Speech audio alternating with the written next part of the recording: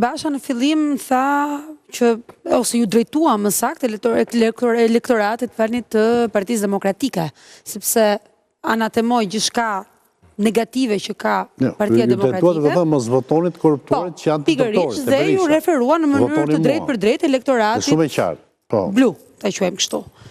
Mirë po, në këtë fushat ne kemi vënë re diçka që elektorati në të cilën kryeministri i vendit aktualisht i bën thirrje dhe kur është pyetur për ju, nuk ju ka vënë fare, nuk keni qenë në asnjë lloj mënyre apo forme problemi i tij.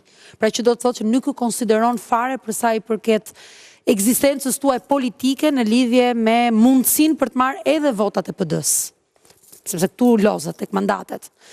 Ju si mendoni, në mes kryeministrit që ju injoron, Partia Demokratike dihet problemet që keni nuk do të hyj fare dhe thirrjes që ju i bëni kryesisht elektoratit blu. Sa mandate mendoni që do siguroni? Sepse ka një projekcion nga të gjitha partitë.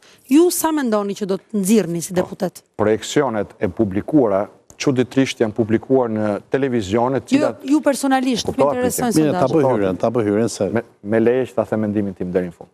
Projekcionet e publikuara janë publikuar në televizione, pronarët e cilëve për fat keq janë faktuar nga SPAK-u si në konflikt interesi me shokët e Edi Ramës të 313, që janë një refren jo vetëm i fushatës e Euroatlantikëve, por një refren kombëtar tashmë.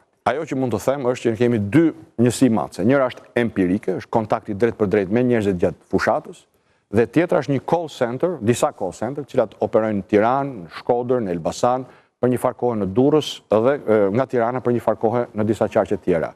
Dhe të dyja këto konvergojnë në një reagim shumë pozitiv në nisje të fushatës dhe një pritje apo një pritshmëri të qytetarëve që ka ardhur vetëm duke u përmirësuar, duke u rritur, duke konkluduar me ditën e sotme, nesër prapë është fushatë, fakt fushata për nesër ndalet deri sa të mbyllet kutia e fundit e votave, dhe ajo që po ju them është që të gjithë ndihemi të karikuar pozitivisht nga diçka që është përtej projekcioneve tona më optimiste kur e nisëm këtë më 12 mars me listën tonë. Pra në nivel sasior juve nuk keni një numër caktuar. Në nivel sasior, me thënë të drejtën, ajo që shohim dhe prekim shkon kaq përtej pritshmërive tona më optimiste kur e kemi nisur, sa që preferojmë të jemi modest dhe të themi, ne kemi programin, ne kemi ekipin më unik në raport me pastërtinë e figurave, në raport me aftësinë, në raport me atë që përfaqësojnë nga njerëzit. Pra kemi bërë detyrën tonë para qytetarëve,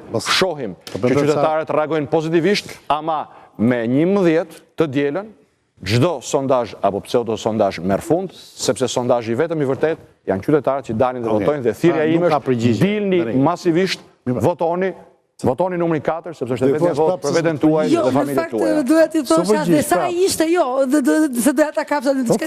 Dhe sa ishte projeksioni juaj më i keq? Nuk po them më i miri, sa ishte projeksioni juaj më i keq? Nuk kam ndërmend të futem në lojën e numrave.